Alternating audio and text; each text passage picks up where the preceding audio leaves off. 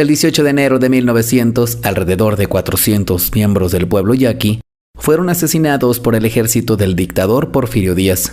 La causa: poner una resistencia a los abusos, defender su territorio, su autogobierno y su identidad étnica.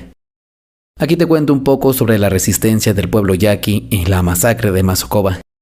Un oscuro pasaje en la historia de México poco mencionada y recordada, pero jamás olvidada. O al menos, eso cuenta la historia. Las fértiles tierras del Valle del Yaqui atrajeron la codicia de los españoles durante la colonia y de los oligarcas mexicanos en la etapa nacional. Con la utilización de los métodos de la expropiación violenta, el genocidio, el destierro y la esclavización de la tribu yaqui, intentaron, y en parte lograron, apoderarse de partes de ese territorio. Pero se encontraron con una decidida resistencia armada de los yaquis en defensa de su territorio. La tribu se levantó en armas, organizó sus propias tropas e impulsó la lucha guerrillera contra el ejército y los latifundistas y compañías extranjeras que se apropiaban de sus tierras. Como un claro elemento distintivo, en el movimiento indígena mexicano en la frontera de los siglos XIX y XX, de las filas yaquis surgieron caudillos políticos y militares de gran arrastre de masas, con excelentes dotes de organizadores y expertos en la conducción de combatientes decididos y valerosos, como José María Leiva Cajeme, Juan Maldonado Huachhuechía Tataviate y Pablo Ruiz Opodepe. En la Guerra del Yaqui, que se desarrolló a fines del siglo XIX y principios del XX, abundaron batallas, matanzas, robos, venta de indios que eran explotados en Yucatán, Campeche y Oaxaca, abusos de mujeres por parte de la soldadesca porfiriana, negociantes y tratados, todos ellos violados por la oligarquía gobernante. El régimen porfirista impuso el terror, y los yaquis, combatientes, civiles, mujeres, niños y ancianos, fueron objeto de asesinatos en masa, cazados como enemigos extranjeros y los hombres en edad laboral, vendidos como esclavos a los hacendados en el sur y sureste del país. Estos crímenes se fundamentaban en la idea positiva del orden y progreso, que supuestamente eliminaba a los indios para romper con el atraso, la barbarie y el salvajismo, modernizar al país y llevar la civilización a todas partes. Tales hechos forman parte de las grandes vergüenzas nacionales de nuestra historia.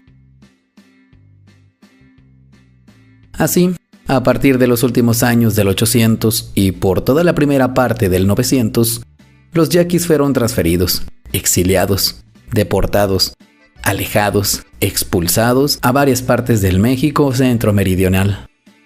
Valle Nacional, Campeche y Yucatán fueron las destinaciones principales. Normalmente se los conducía al puerto de Guaymas y se los embarcaba hasta el de San Blas, una travesía de alrededor de 4 o 5 días. De ahí se los llevaba a pie por una de las sierras más ásperas de todo México, de San Blas a Tepic, y de ahí hasta San Marcos, alrededor de 15 o 20 días de viaje. De ahí se los conducía en el ferrocarril central mexicano hasta Ciudad de México, en donde a unos se los enviaba a Oaxaca, mientras que a otros en el ferrocarril interoceánico, a Veracruz.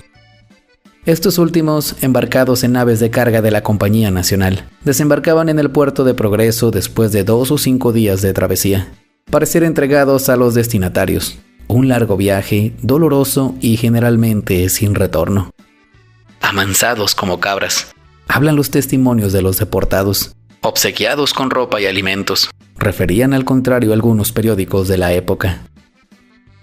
Así, el traslado forzado de los indígenas a Yucatán se volvió un rentable negocio, en el cual confluyeron los intereses y los beneficiarios económicos de políticos, militares, funcionarios e inversionistas.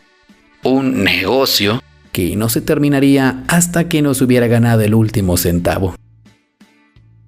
En conjunto de las acciones armadas de la Guerra del Yaqui, la más trágica y de las más graves consecuencias para la resistencia de la etnia fue la masacre del 18 de enero de 1900 en Mozocoba, montañas de Bacatete, en el estado de Sonora. Una partida guerrillera fue localizada por 3 columnas del Ejército Federal en dichas montañas, y los combatientes yaquis que se concentraron en el cañón de Mozocoba, desenvolviéndose el combate durante todo el día. El 21 de febrero, el general Luis E. Torres informaba sobre esa batalla. Las pérdidas del enemigo fueron más de 400 muertos, sin contar los que se precipitaron al fondo de los barrancos, que fueron muchos. Entre los cadáveres del enemigo se identificó, fuera de toda duda, al del cabecilla Pablo Ruiz Opodepe, a quien los yaquis reconocían como jefe supremo y que fue sin duda el alma de la rebelión. Además, se hicieron como 1000 prisioneros, mujeres y niños, la gran mayoría de los cuales murió en el camino de Mozocoba a Tetacombiate. Otros se extraviaron y el resto, alrededor de 850, quedaron a la disposición del cuartel general. Uno de los hombres al servicio de la dictadura porfirista dijo: "El combate del Mozocoba será siempre una fecha memorable y gloriosa para las tropas que combatían en el Yaqui a los indios rebeldes. Y para estos una fecha fatídica, que señala la más tremenda y desastrosa derrota de su tribu". El 7 de febrero, Bernardo Reyes, secretario de Guerra y Marina, felicitó al general en jefe de la primera zona militar por el combate de Mozocoba con las siguientes palabras: "El presidente de la República, jefe supremo general Porfirio Díaz, ha visto con agrado el valor, pericia y eficacia que demostraron las fuerzas, así como la buena dirección y acertadas disposiciones tomadas por dicho jefe, tanto en las operaciones preliminares como durante el combate, la cual serviría a usted mandar publicar para la orden general para satisfacción de los jefes, oficiales y tropas que concurrieron al asalto". Con alegría, el 16 de septiembre, Porfirio Díaz informaba acerca de las campañas contra los yaquis y los mayas, señalando sobre los primeros: "En la región del Yaqui se ha redoblado, por medio de disposiciones diversas, la actividad de la campaña que se prosigue sobre los indios rebeldes. El resultado ha sido que el enemigo, agobiado, ya no presente acción a nuestras fuerzas, limitándose a huir de ellas.